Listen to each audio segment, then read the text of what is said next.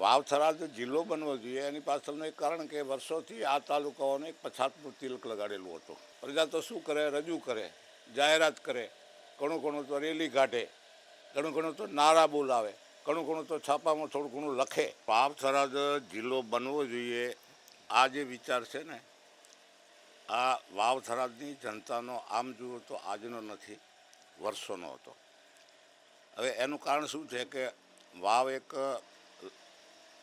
બીજા તાલુકા કરતાં ખૂબ જ લંબાણમાં આવેલો તાલુકો છે અને કોઈ મોરવાડાનો વ્યક્તિ હોય કે માવસરીનો વ્યક્તિ હોય અને કોઈ જિલ્લાના કામકાજ માટે પાલનપુર જવું પડતું હોય તો કદાચ ત્યાં પહોંચે તો ત્યાં રાત્રિ મુકામે કરવો પડે, કામ ન થાય તો પરતે આપવું પડે અને પરત વાવ કે થરાદ મુકામે આવે તો સાંજના પોતાના રહેઠાણના સ્થળે પહોંચી શકે કે ના પહોંચી શકે આ પણ એક પ્રશ્ન હતો.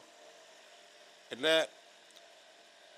વાવ-થરાદ જિલ્લો બનવો જોઈએ એની પાછળનું એક કારણ કે વર્ષોથી આ તાલુકાઓને એક પછાતનું તિલક લગાડેલું હતું અને મોટે ભાગે કોઈ ઓરમાયો તાલુકો હોય, અમુક તો જે કર્મચારીઓ છે એ લોકોને માથાપારે હોય અથવા જેમને દંડ મળ્યો હોય આવા કર્મચારીને તો એમને સજા રૂપે વાવ-થરાદમાં મૂકવામાં આવતા હતા.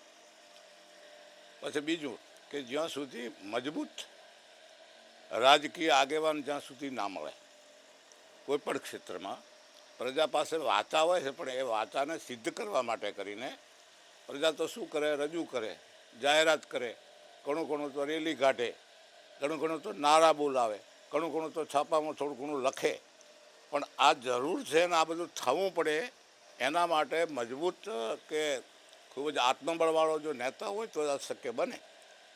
અને એટલે આ વર્ષોથી ચાલતું હતું. એમાં શંકરભાઈનું નેતૃત્વ મળ્યું કે જે પ્રજાનો પ્રશ્ન હતો એને તરત વાચા મળી અને આ પ્રજાના હિતમાં આખું કામ થયું. એટલે આજ તો અત્યારે તો શિક્ષણની દ્રષ્ટિએ ગણો, ધંધાની દ્રષ્ટિએ ગણો કે સમાજમાં વિકાસની દ્રષ્ટિએ દેખો તો મને એમ લાગે કે ઉત્તર ગુજરાતમાં વાવ-થરાદ અગ્રહરોળમાં આવે છે આજની દ્રષ્ટિએ. હું નથી માનતો કે આ તાલુકાઓ પછાત હોય આજની દ્રષ્ટિએ.